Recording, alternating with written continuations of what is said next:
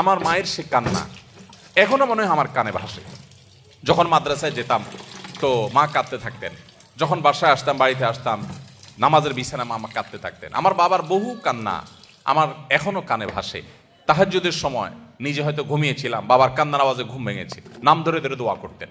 চোখের পানি মা বাবার সন্তানদের জন্য অনেক গুরুত্বপূর্ণ। কিছু মানুষের দোয়া আল্লাহ তাআলা ফিরিয়ে দেন না, এর ভিতরে মা বাবার দোয়া অনেক গুরুত্বপূর্ণ। সৈয়দ আবুল হাসান আলী আন-নাদভী রাহমাতুল্লাহি আলাইহি ভারতবর্ষের অনেক বড় একজন আলেম দ্বীন, মুসলিম বিশ্বের নোবেল খ্যাত কিং ফয়সাল অ্যাওয়ার্ড প্রাপ্ত মানুষদের, বিরল মানুষদের একজন ভারতবর্ষের সৈয়দ আবুল হাসান আলী আন-নাদভী রাহমাতুল্লাহি আলাইহি। মাত্র 17 থেকে 18 বছর বয়সের মধ্যে তার লেখা, মানে এই বয়সের মধ্যে লেখা বই মাজা খাসির আল আলম বিন হাতাতুল মুসলিমিন গোটা আরব বিশ্বের বিবেককে জাগ্রত করে দিয়েছে, গোটা আরব বিশ্বকে কাঁপিয়ে দিয়েছে। এমন একটি আরব বিশ্বের সমৃদ্ধ লাইব্রেরি পাওয়া অসম্ভব যে লাইব্রেরিতে সৈয়দ আবুল হাসান রাহমাতুল্লাহ আরবিতে লেখা এই বইটা নাই। এই বইয়ের ভূমিকা আমি পড়েছি। উনি নিজে লিখেছেন যে আমি এই বই যখন লিখেছি তখনও পর্যন্ত আমি কোনো আরব দেশে যাই নাই, কোনোদিন হজ ওমরা করি নাই, কোনো অ্যারাবিয়ানের সাথে দেখা হয় নাই। তারপরেও এমন আরবি ভাষায় লিখেছেন যে গোটা আরব বিশ্বের বিশ্ববিদ্যালয়গুলোতে তার সে বই সবচেয়ে বেশি সমাদৃত।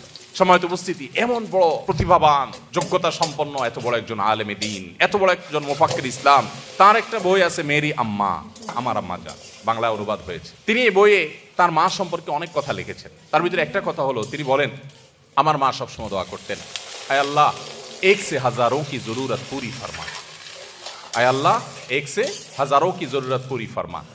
उत्तर प्रदेशेर लखनऊ तारे माँ আল্লাহ কাছে বলতেন, আল্লাহ আমার এই এক আলিমিয়া, ওকে দিয়ে 1000 আলেম যে কাজ করতে পারে তার থেকে সেই কাজ আপনি নিয়ে নেন। 1000 আলেম জাতির যে উপকার করতে পারে, মুসলিম মিল্লাতের মানব জাতির যে উপকার করতে পারে, ও একা যেন সেই কাজটা করতে পারে। 1000 মানুষের কাজ তার একা থেকে করার তৌফিক দান করেন। এভাবে দোয়া করতেন।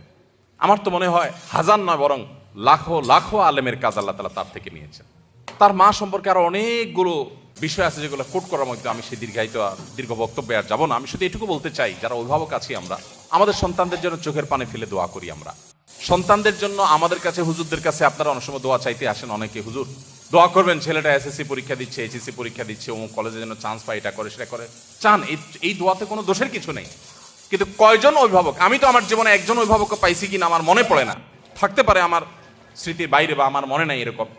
আমার সচরাচর মনে পড়ে না যে কোনো অভিভাবক এসে বলেছেন যে হুজুর দোয়া করবেন আমার ছেলেটা যেন মানুষের মতো মানুষ হয়। কিছু আছে বলেন, কিন্তু সে বলাটা গতানুগতিক টাইপ মনে হয়। একান্ত হৃদয়ের আকুতি থেকে যে আমার সন্তানটাকে যেন আল্লাহ রাব্বুল আলামিন এই সমাজে যত ফিতনা আছে, যুব সমাজকে ধ্বংস করবার জন্য যত আয়োজন আছে, এই আগুনের আঁচ থেকে বাঁচিয়ে যেন মানুষ বানান। কয়জন বাবা মা দোয়া চান? অতএব আদর্শ অভিভাবক হওয়ার জন্য সন্তানের জন্য চোখের পানি অনেক বেশি দরকার, দোয়া অনেক বেশি দরকার। আল্লাহ তাআলা আমাদেরকে সেটাও করার তৌফিক দান করুন। একটা কথা আমাদেরকে মনে রাখতে হবে, মানুষের প্রকৃতি, বিশেষ করে শিশুদের প্রকৃতি আরো বেশি যে তারা যত বেশি শুনে শিখে তার চাইতে দেখে শিখে বেশি। তারা যতটা শুনে শিখে তার চাইতে দেখে বেশি শিখে। এটা মানবীয় প্রকৃতি, বাচ্চাদের মধ্যে এটা আরো বেশি। আপনি বাচ্চাকে সারাদিন বলবেন বাবা মিথ্যা বলে না, এটা যতটা বাচ্চার জন্য কার্যকর হবে, আপনি নিজে বিভিন্ন পর্যায়ে মিথ্যা বলার প্রয়োজন আছে বা সুযোগ আছে সেই জায়গাগুলোতে মিথ্যা অ্যাভয়েড করবেন। আপনার এই আদর্শটা বাচ্চাকে অনেক বেশি শিক্ষিত করবে যে মিথ্যা বলা যায় না, সে বলবে না।